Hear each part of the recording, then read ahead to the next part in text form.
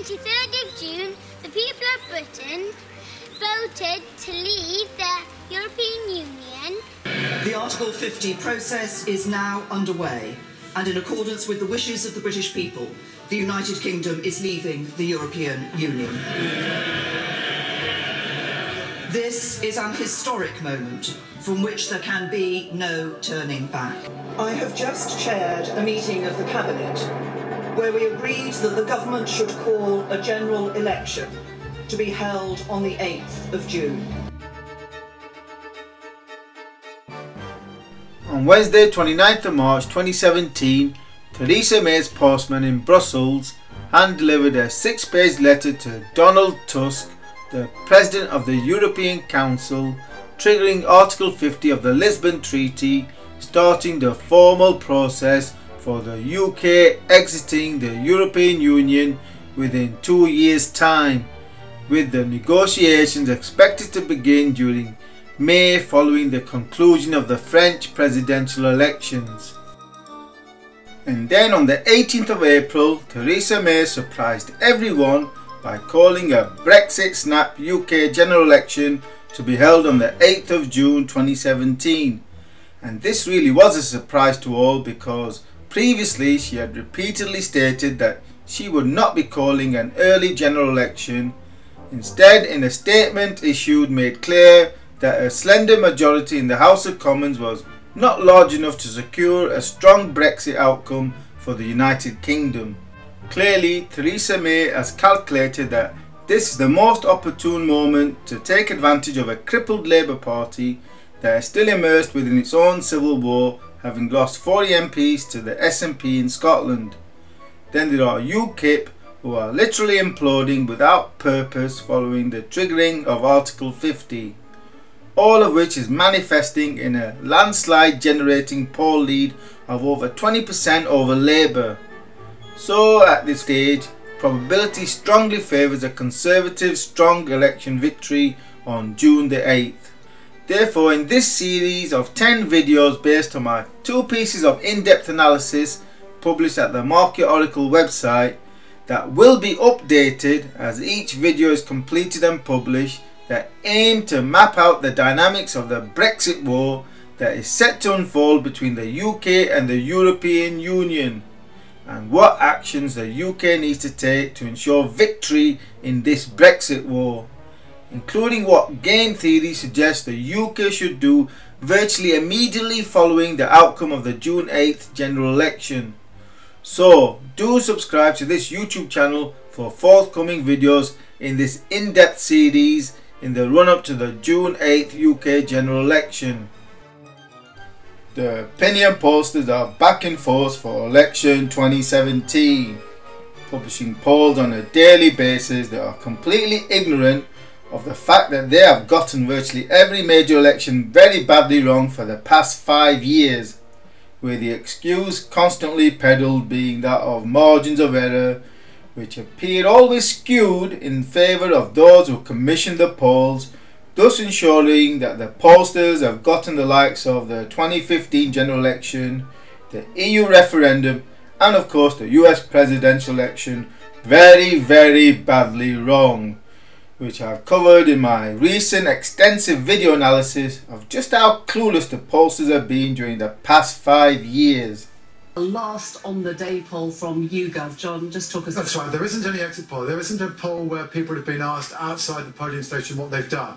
But YouGov have done what they did at the time of the Scottish independence referendum, and indeed also last year's general election, which is to get hold of people whom they've been interviewing during the campaign and ask them, what have you done? And on the basis of that, YouGov are saying that Remain have got 52% of the vote and Leave have got 48% of the vote. So this is the first bit of public intelligence we've got about the outcome of this referendum. Nevertheless, the pollsters promise that this time they will get it right. And thus, here are the polls-based seats forecast as part of my series of analysis in the countdown to my final UK general election 2017 seats per party forecast conclusion. So ensure you are subscribed to this YouTube channel for that forthcoming forecast conclusion. Apparently, The boring election that everyone knew the Tories would win with a landslide is no more.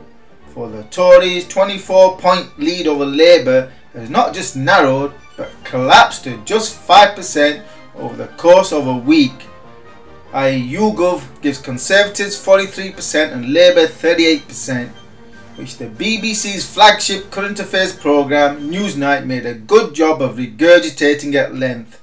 Emily Maitlis did her thing of prancing around the studio as intelligent eye candy so as to hold the attention span of viewers as the talking heads one after another explained the shock of narrowing polls, which if it continues could even result in a Labour winning the election.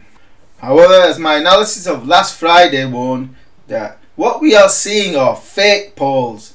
For I've seen this several times before where a polling industry desperate to sell polls coupled with the mainstream media desperate to sell publications always demand a close election so as to garner the greatest amount of public interest, when the reality is that the polls are fake. Furthermore, the UK general election of 2015 similarly witnessed fake polls so as to create the illusion of a tight election race, as my following analysis explained. So I'm going to stick with the average of polls as there are 2 weeks before voting day, rather than wait for the fake polls to make already weak polling data even more worthless. The running average of the opinion polls has seen a narrowing in the Tory lead from a high of 20% at the start of the election campaign to 17% 2 weeks ago and currently standing at around 13%. With just over a week to go, the trend trajectory implies that the Tory polls lead could be cut further to 10% by voting day. This narrowing is reflected in the revision of the seats forecast for all pollster-based forecasters, all of whom dropped from their more fanciful forecasts of the Tories winning well over 400 seats to now all forecasting under 400 seats.